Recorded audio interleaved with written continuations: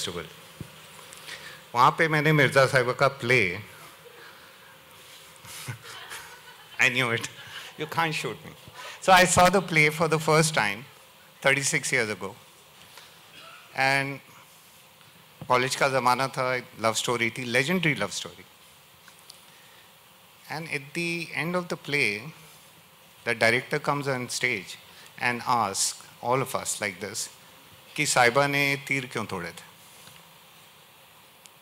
It was quite a question. Everybody raised their hands.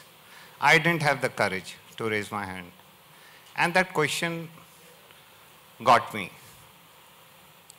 Why do we hurt them the most, whom we love the most?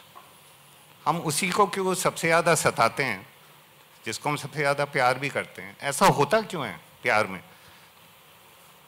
What is this love? It's so illogical. तो ये सारे सवाल घूमते रहे.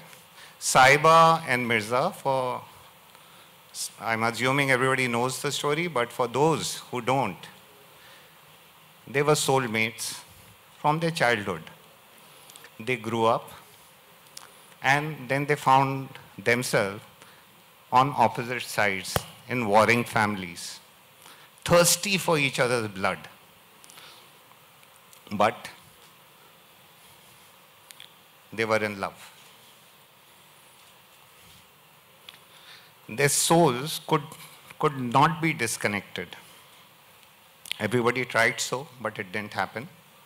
And when the time came, they ran away from the world. They galloped on their horse, a beautiful black horse called Bucky. 3 days, 4 nights, finally there was safety. एक और valley की बात थी, बस उसको क्रॉस करना था उनको. बट अंधेरा हो चला था. They took rest under a tree and they fell asleep. But what they didn't know and what they were fearing the most, there was a posse of Sahiba's brother and some 100 horses looking for them. उनके खून के प्यासे, उनके पीछे.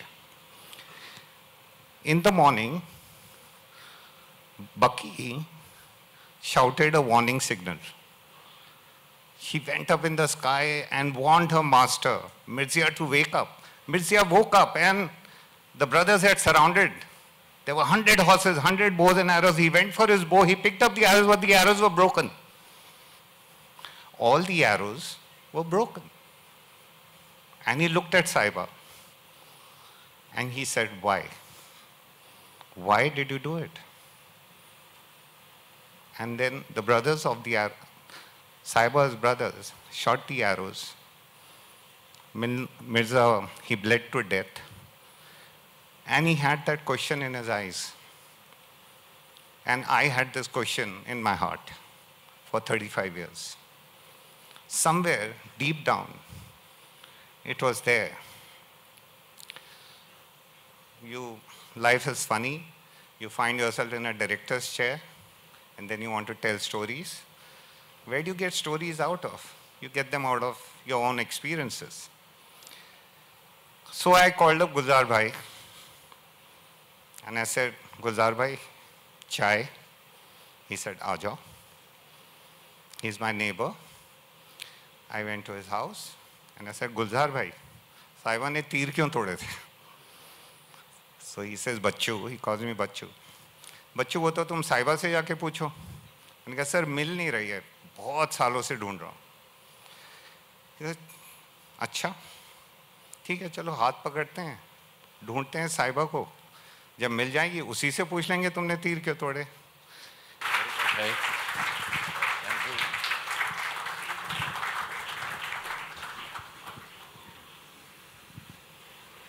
बहुत बहुत शुक्रिया.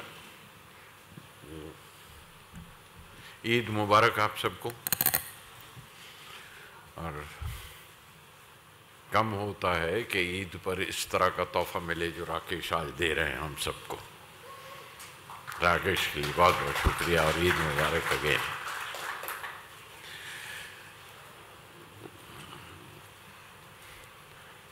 मिर्ज़ा करते हुए ये जो सवाल साहिबा के बारे में बोल के गए हैं राकेश, तो वो सवाल उन्होंने मुझसे भी पूछा था,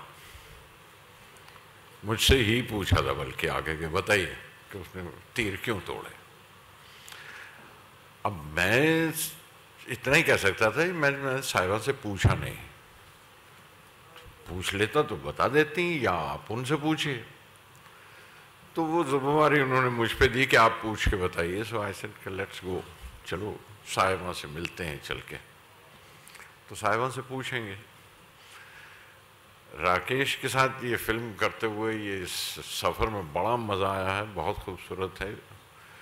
और सिर्फ यही है कि वो अक्सर टेक्स्ट बुक से बाहर के सवाल पूछ लिया करते हैं और तब बड़ी दिक्कत होती है।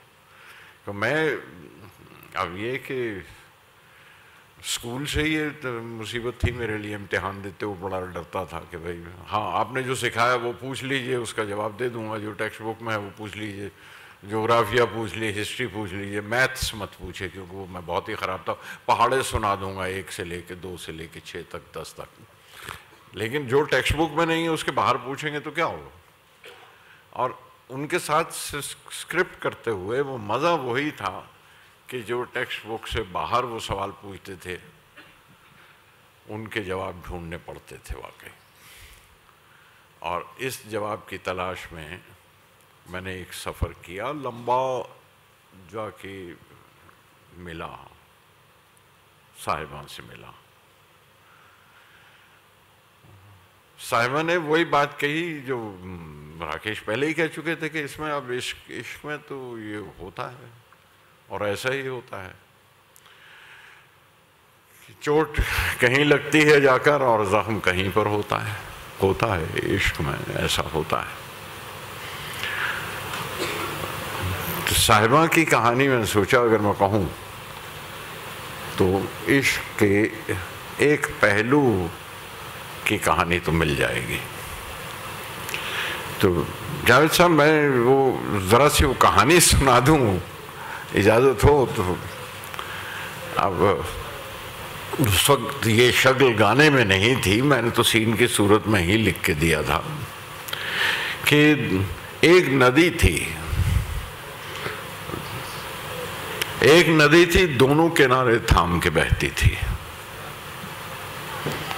अब जाहिर है कि नदी के दोनों किनारे भी ज़रूरी हैं, लेकिन उसको अगर एक इंडिविजुअल मान लिया जाए तो 2 किनारे 2 शख्स हो जाते हैं, 2 शख्सियतें हो जाती हैं, या 2 इमोशन या 2 जज्बे हो जाते हैं, और वहीं से वो कहानी का कॉन्फ्लिक्ट पैदा होता है।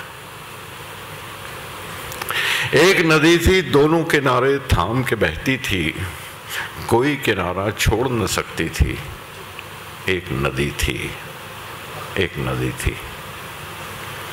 करवट ले तो सारी जमीन बह जाती,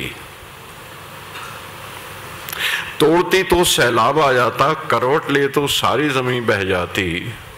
हाँ एक नदी थी, आजाद थी जब झरने की तरह चट्टान पे बहती थी। अब ये कहानी है उसकी साहिबा की। हम शोर के ख़ास तौर पे हमारे तीनों अदाकारों को ये बात समझ में आ गई और कहाँ से। Thank you Anil for giving us such a star and lovely great Harshvardhan Kapoor, बहुत खूबसूरत and what A performance by him. End of course किसी की भी परफॉर्मेंस कम नहीं है। तन्वी जी से कहूँ मैं कि आप पूरी फैमिली के साथ काम किया हुआ, right from Usha Giran ji when I was an assistant in Kabuliwala, और फिर आपके साथ, और साहबजादी आपकी उसके साथ काम किया। तो इसी कहानी में से ये किरदार निकले हैं और मिले हैं मुझे। एक नदी थी तोड़ती तो सैलाब, एक नदी थी दोनों किनारे थाम के बहती थी, कोई किनारा छोड़ न सकती थी, तोड़ती तो सैलाब आ जाता, करवट ले तो सारी ज़मीन बह जाती। एक नदी थी दोनों किनारे थाम के बहती थी, आज़ाद थी जब झरने की तरह चट्टान पे बहती थी। लेकिन दिल एक जालिम हाकिम था,